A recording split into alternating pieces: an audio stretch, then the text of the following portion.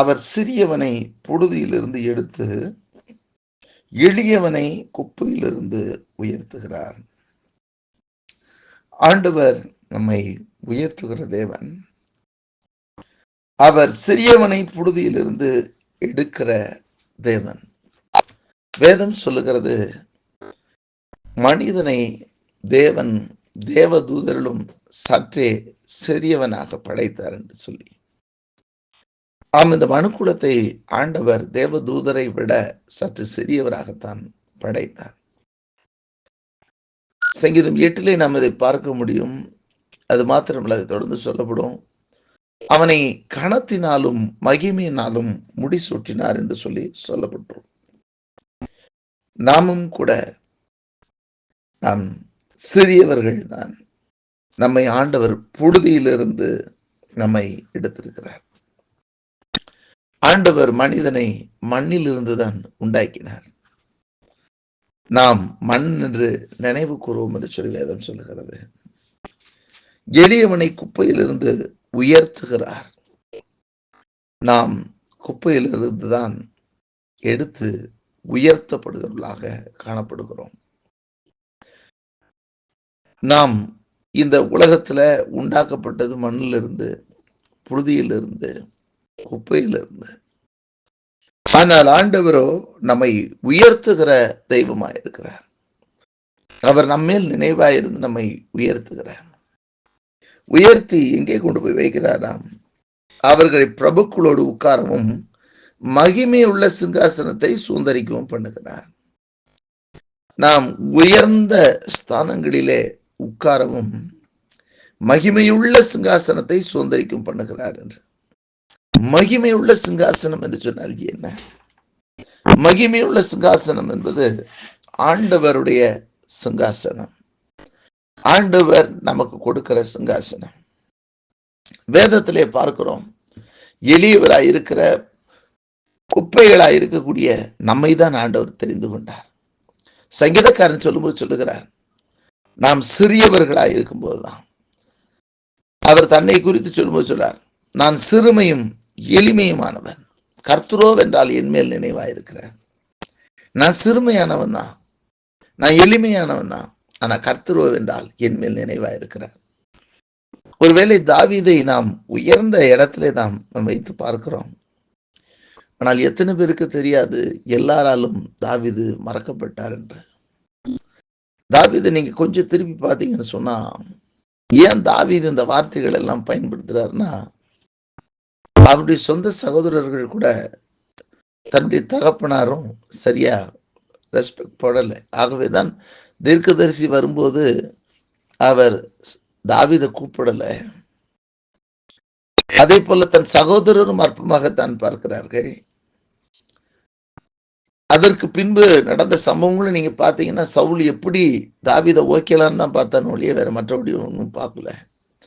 கோலியாத்து கையிலிருந்து காப்பாற்றி விட்டான்றதெல்லாம் மறந்துட்டாரு.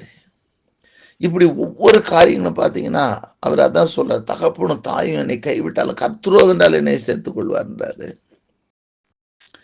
இப்படி இருந்த தாவீது தான் சொல்றாரு, நான் சிறுமையும் எளிமையுமானவன், கர்த்தரோ வென்றால் என் மேல் நினைவாயிருக்கிறார். எல்லா இடத்துலையும் தாவீதை சுத்தி சுத்தி பார்த்தீங்கன்னா அப்படித்தான் நிலைமை. நல்லது செய்ய போன இடத்துல கூட நல்லது பெற்றுக்கொண்டவர்கள் திரும்ப தாவீதை காட்டி கொடுக்கறதுக்கு தான் அதை ரெடியா இருப்பாங்க. சவுல் கிட்ட எப்படியாவது காட்டி கொடுத்துடலாம் அப்படின்ட்டு. அப்படித்தான் சிறியவனை கர்த்தர் புழுதியிலிருந்து எடுத்து எளியவனை குப்பையிலிருந்து உயர்த்துகிறார். அவர்களை பிரபுக்களுடைய உட்காரவும் மகிமையுள்ள சிங்காசனத்தை சுந்தரிக்கவும் பண்ணுகிறார். நாமும் கூட எளியவர்கள் தான், சிறியவர்கள் தான். ஆனால் ஆண்டவர் நம் மீது நினைவா இருக்கிறார். ஆகவேதான் வேதம் சொல்லுகிறது, அவர் தேவதூதருக்கு உதவியாக கை கூடாமல். எபிரேயரிலே நாம் வாசிக்கும் பொழுது 2ஆம் அதிகாரத்திலே வண்ணமா எழுதப்பட்டிருக்கிறது, அவர் தேவதூதருக்கு உதவியாக கை கூடாமல் அவர் மனுஷர்களுக்கு, ஆபிரகாமின் பிள்ளைகளுக்கு, ஆபிரகாமின் சந்ததிக்கு உதவியாக கை கொடுத்தார் என்று சொல்லி எழுதப்பட்டிருக்கும். அவர் நம்மை உயர்த்துவதற்காக நமக்கு கை கொடுத்தார். எளியவர்களாய் இருக்கிற, குப்பைகளாய் இருக்கக்கூடிய நமக்கு கை கொடுக்கும்படியா கல்வாரி சிலுவையில் இயேசு தன் ஜீவனை கொடுத்தார். பார்க்கிறோம், சபிக்கப்பட்ட பிசாசானவன் தேவ சமூகத்தில் இருந்தவன். அவன் தள்ளப்பட்டு போனான். அவன் மனிதர்களும் சற்று பெரியவன் தான். அதில் தான் சொன்னாரு, தேவதூரிலும் சற்றே சிறியவராக தான் மனுஷர்கள் இருந்தார்கள். ஆனால் மனுஷரிலும் சற்று பெரியவராக இருந்த தேவதூதருக்கு உதவியாக அவர் கை கூடாமல் சிறியமையும் எளிமையுமாய் இருக்கக்கூடிய நமக்கு உதவியாக கை கொடுக்கும்படியாக இயேசு கல்வாரி சிலுவில தன் ஜீவனை கொடுக்க மனித அவதாரம் எடுத்தார். அவர் மனிதனாக மாறினார். அவர் மாம்சத்தையும் ரத்தத்தையும் உடையவராக மாறினார். எடுத்து நம்ம எங்கே உட்கார வைக்கிறார்? நாம் உண்டாக்கப்பட்டதோ இந்த பூமியிலே தான். ஆனால் நமக்கு உட்காரக்கூடிய இடங்கள் பாருங்கள். பிரபுக்களோடு உட்காரவும் மகிமை உள்ள சிங்காசனத்தை சுந்தரிக்கவும் பண்ணுகிறார்.